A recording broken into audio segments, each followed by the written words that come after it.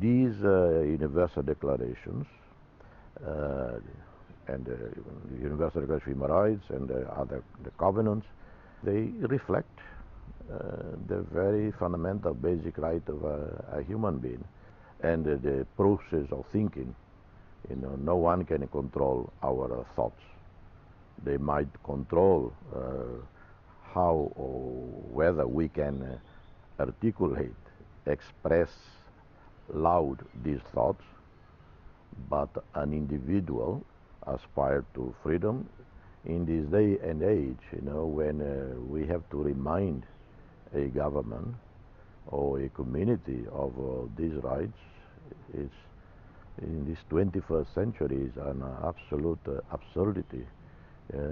But unfortunately, in countries like Iran, almost every single provision in the Universal Declaration and in the other international human rights instruments are trampled upon. I remember even fondly the many years I spent in Geneva at the then United Nations Human Rights Commission. Every single year that I went there, in those years of long struggle for our own freedom, I always watch two Iranian gentlemen, one slightly tall, elegant, well-dressed, flawless French. He wouldn't speak English. And then a younger one, less dashing, very humble looking, both always walking together, and they were representing the Baha'i community in Iran. I was always impressed with them. Very well behaved, very proper, going and seeing everybody without making too much fuss. I heard their speech at the Human Rights Commission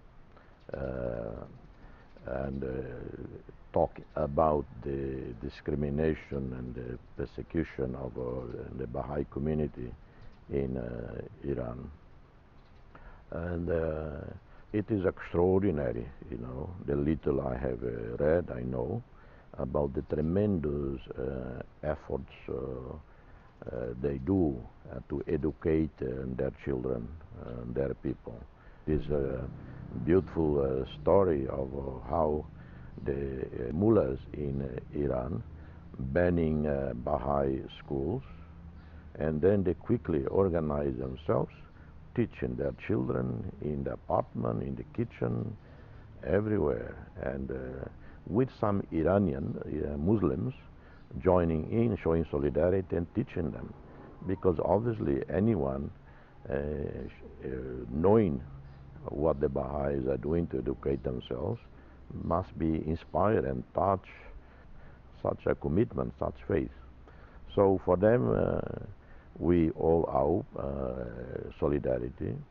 So youth in the United States and around the world should join in a mass movement of millions of people demanding freedom of education, freedom of worship for the Baha'i community in Iran. I hope you enjoyed the film. The film will bring you closer to the reality of a whole people in Iran, the Baha'i people, the Baha'i community, being denied education, and what they do to challenge the state policy of discrimination, of exclusion. I'm sure you will be inspired by the content, the information that will be imparted to you from this film. Enjoy the film.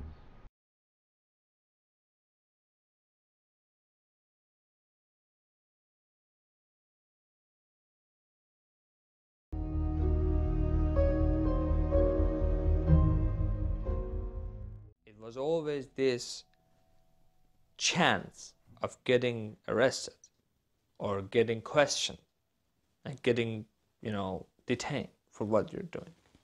Not only administering Baha'i, but also teaching, being a student, copying papers, or even delivering the documents.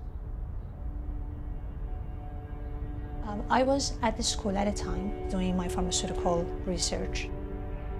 And then all of a sudden, I heard a shatter, door all of a sudden opened to the building, and a few men came to the facility. And then I remember that all of us were sad, thinking that this is fearful, this is frightening. They had guns.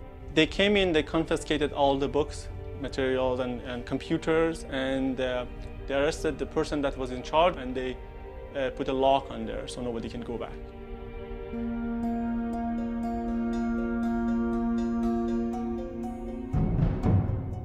One by one, we were interviewed about what is it that we're doing.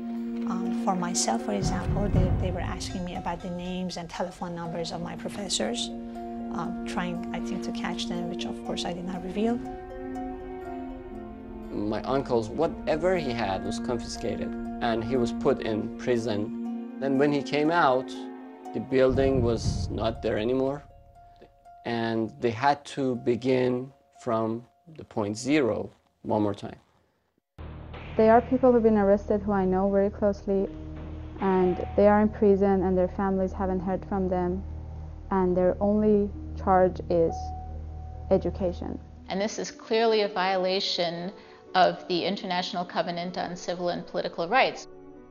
On the 21st of May 2011, all across Iran, there was a simultaneous raid in homes in the wee hours of the morning. It was a planned attack on the Baha'i Institute of Higher Education.